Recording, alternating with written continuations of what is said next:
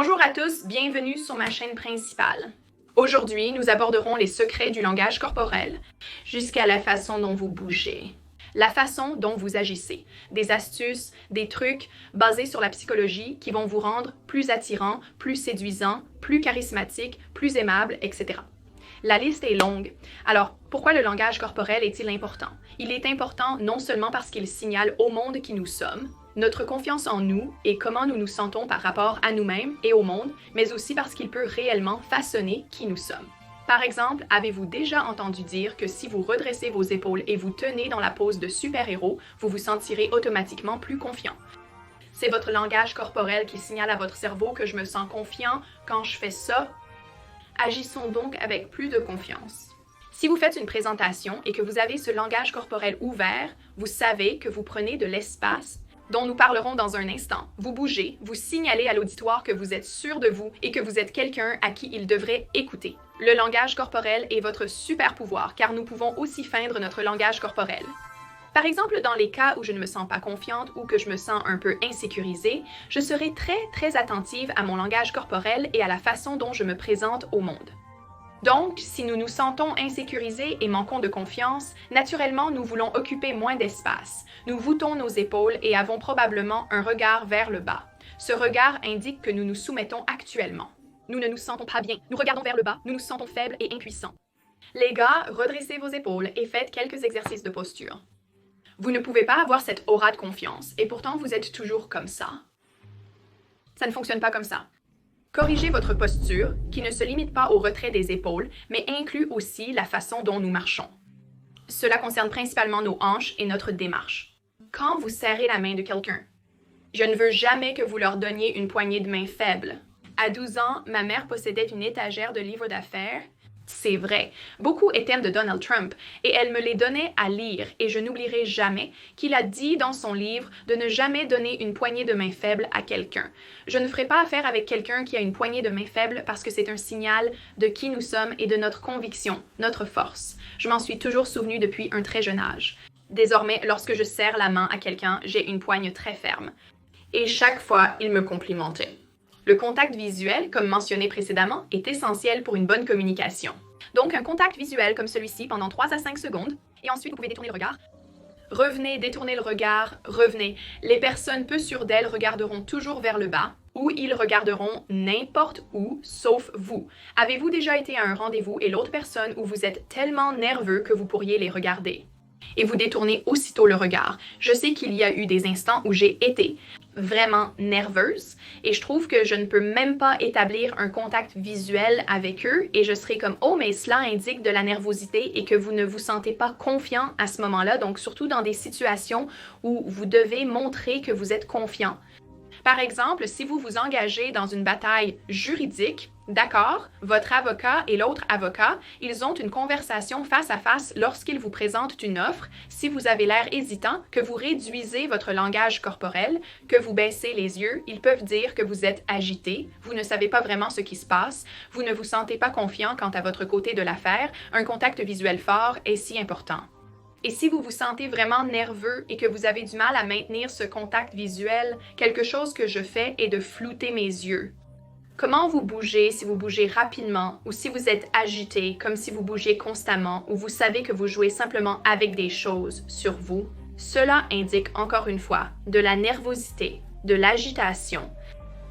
Pas beaucoup de confiance, vous voulez bouger avec confiance et aisance et lentement parce que n'oubliez pas, si vous commandez l'attention à ce moment-là, vous contrôlez le temps. Donc si vous bougez vite et que vous parlez vite, ce qui est un autre point, il est très clair que vous ne savez pas comment contrôler le temps. Aussi, qu'est-ce qui est plus séduisant? Disons que je veux ajuster ma manche, d'accord, et je vais terminer ou prendre de l'espace. Donc, nous en avons parlé un peu plus tôt. Souvenez-vous, si vous manquez de confiance, vous vous réduisez, vous ne voulez pas prendre de l'espace, vous êtes probablement comme fermé, langage corporel ensemble comme ça, regardant votre téléphone. Quand vous prenez de l'espace, comme je le fais maintenant, je prends tout le cadre, je bouge mes mains.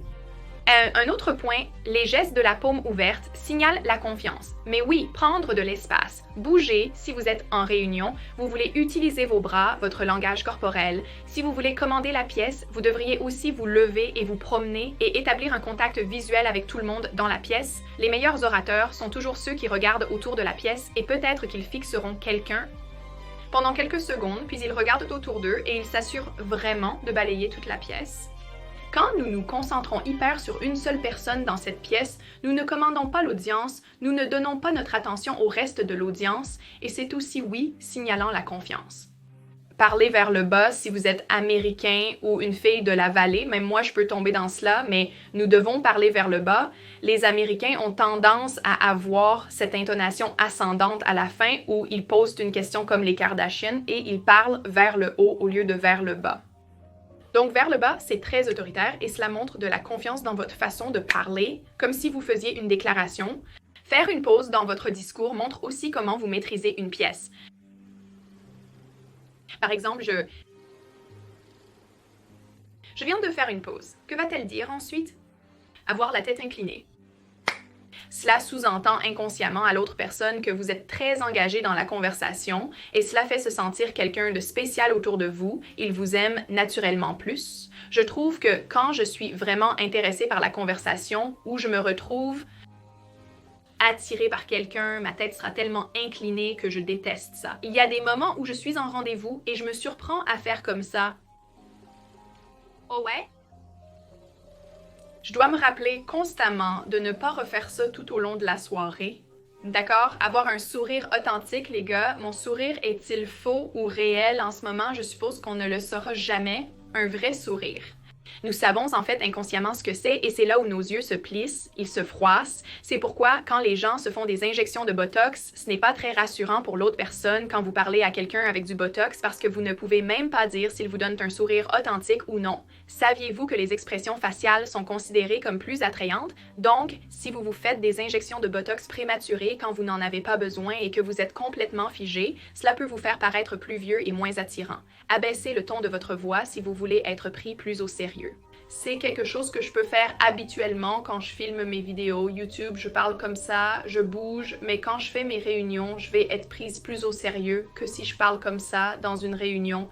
Et quoi de neuf tout le monde? Malheureusement, si vous avez une voix plus aiguë, il est plus difficile pour quelqu'un de vous prendre au sérieux. Je veux dire, regardez Paris Hilton quand elle change sa voix de sa voix normale à sa voix de bébé. Vous remarquez immédiatement la différence dans la pièce et comment vous réagissez à elle.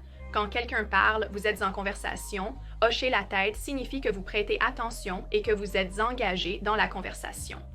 Qu'est-ce que cela signifie? Vous les faites se sentir mieux, ils vous aiment plus. Ralentissez votre respiration, c'est très important pour les personnes anxieuses, y compris moi.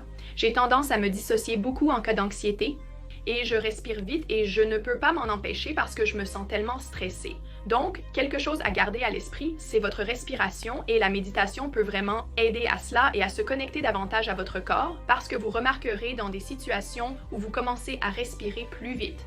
Quand vous êtes nerveux, penchez-vous en avant. Lorsque vous parlez à quelqu'un, penchez-vous légèrement. Vous comprenez sûrement ce que cela implique. Que signifie-t-il si nous faisons un langage corporel qui signale à l'autre personne que nous sommes engagés?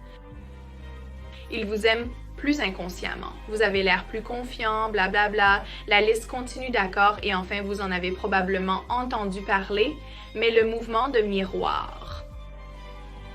Imiter le mouvement de quelqu'un, encore une fois, revient au point précédent. Cependant, c'est un peu drôle, mais je vous ai dit plus tôt que je suis très consciente des mouvements corporels des gens ainsi que des miens, surtout si je ne suis pas présente dans le moment. Donc généralement, cela se produit lors de tous mes rendez-vous, comme si je n'étais pas tout à fait présent, je ne m'amuse pas, donc je regarde vraiment leur langage corporel et je regarde le mien et je me souviens être allée à un rendez-vous avec ce gars qui, je pouvais le dire, m'aimait vraiment et j'étais un peu comme je ne sais pas, donc mon langage corporel, je me penchais en arrière. Il serait comme ça avec moi et je reculerais ou je me décalerais sur le côté. Il ferait un pas. Je croiserais les bras. Il croiserait les bras. Je me gratte la tête. Il se gratte la tête. Et je ne pense pas qu'il faisait cela consciemment. Je pense qu'il était complètement inconscient. Mais je l'ai remarqué. Et j'ai remarqué si les gens le font aussi exprès. Donc, si vous apprenez vraiment à connaître ces choses, vous pouvez les intégrer en vous et chez les autres. Je sais aussi qu'il y a des moments où je me dis « Oh, je me sens vraiment mal en ce moment. Je veux m'affaler. » Et je me dis « Non, nous ne pouvons pas montrer ça. » Redressons nos épaules, Simone Squared, soyons confiants. Il est important de connaître ces choses, d'accord? Vous vous rendez à un entretien d'embauche alors que vous vous sentez mal. Comme peut-être quelque chose s'est passé, votre chat est mort. Ok, vous ne voulez pas être à cet entretien d'embauche, vous vous sentez vraiment faible, vous vous sentez mal préparé, vous pouvez ralentir votre ton, parler vers le bas, baisser votre voix, maintenir un contact visuel avec eux, prendre de l'espace dans la pièce. Et c'est comme la moitié du travail fait la moitié du travail est votre aura, et devinez quoi c'est ce qui se lie à votre aura, le langage corporel. Boum, d'accord? Merci d'avoir regardé, je t'aime.